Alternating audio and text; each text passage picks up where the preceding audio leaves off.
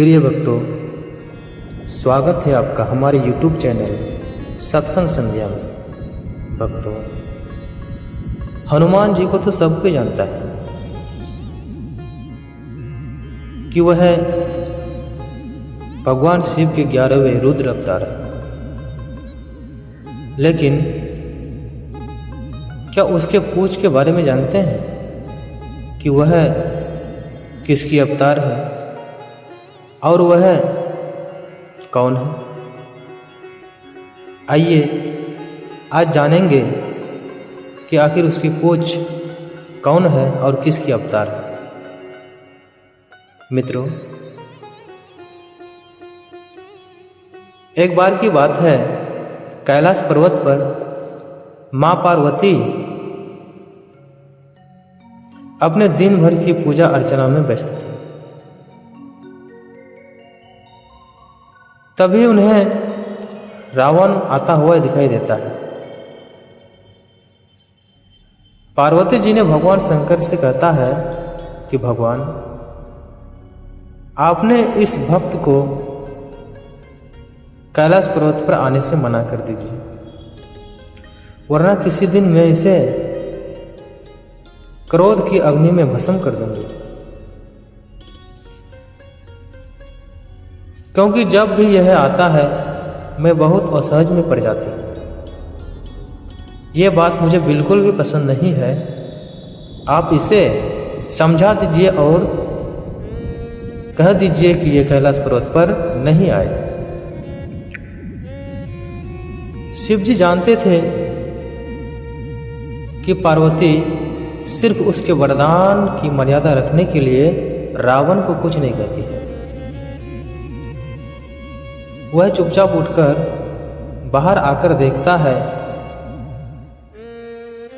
तभी रावण नंदी को परेशान कर रहा है। शिवजी को देखते ही रावण हाथ जोड़कर प्रणाम करने लगता है कि प्रणाम महादेव। भगवान शिव कहते हैं, आओ दशानन, कैसे आना हुआ? महादेव कहते हैं, मैं तो बस आपके दर्शन के लिए आ गया। आखिर महादेव ने उसे समझाना शुरू किया कि देखो रावण, तुम्हारा यहां आना पार्वती को बिल्कुल भी पसंद नहीं है, इसीलिए आज से तुम यहां मत आया करो। रावण कहते कि महादेव, यह आप क्या कह रहे हैं? आपने ही तो मुझे किसी भी समय दर्शन देने के लिए कैलाश पर्वत पर आने का वरदान दिया है, और अब बोल रहे हैं कि यहां से वापस चले जाओ। रावण कहा कि ऐसा क्यों? शिव कहते हैं कि ऐसी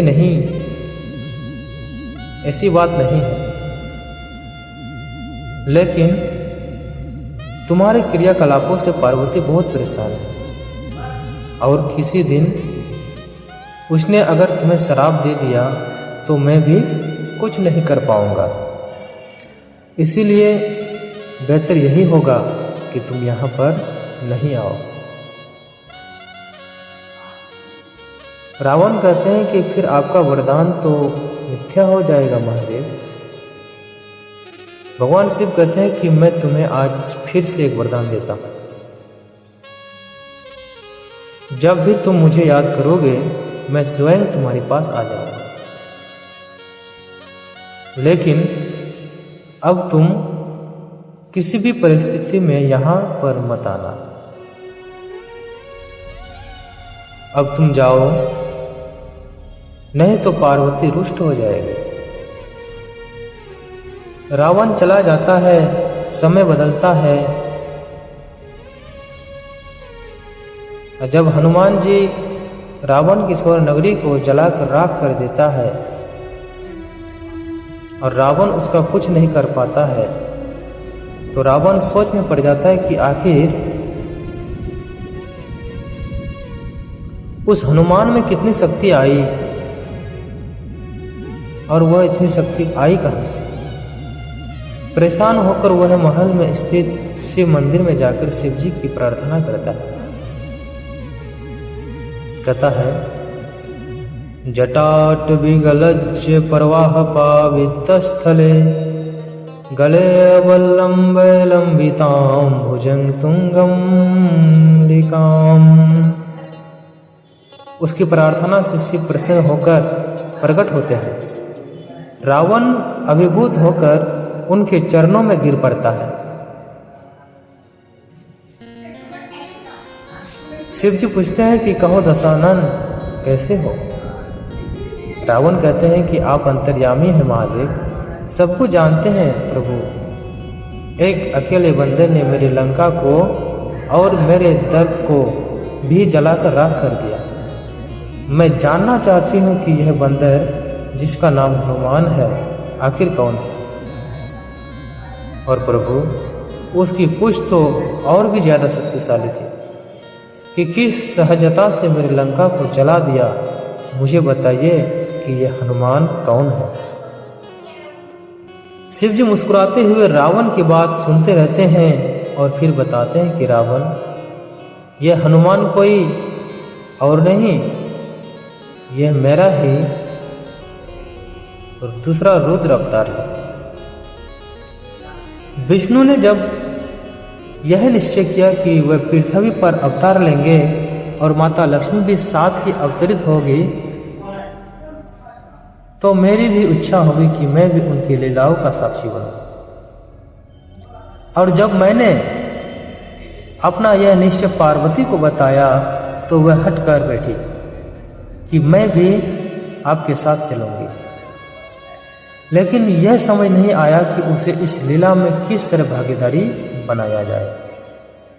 तब सभी देवताओं ने मिलकर मुझे यह मार्ग बताया कि आप बंदर बन जाइए और शक्ति स्वरूपा पार्वती देवी आपके पूज के रूप में आपके साथ रहेंगे, तभी आप दोनों साथ रह सकते हैं। और उसी अनुरूप मैंने हनुमान के रूप में जन्म लेकर राम जी की सेवा का व्रत रख लिया और शक्ति रूपा पार्वती ने पूज के रूप में और उसी सेवा के फल स्वरूप तुम्हारी लंका का दहन किया। महादेव कहते हैं कि अब सुनो रावण, तुम्हारे उद्धार का समय आ गया है, अतः श्री राम के हाथों तुम्हारा उद्धार होगा। मेरा परामर्श है कि तुम युद्ध के लिए सबसे अंत में जाना, जिससे कि तुम्हारा समस्त राक्षस परिवार भगवान श्री राम के हाथों से मोक्ष को प्राप्त करे और तुम सभी का उद्धार हो जाए।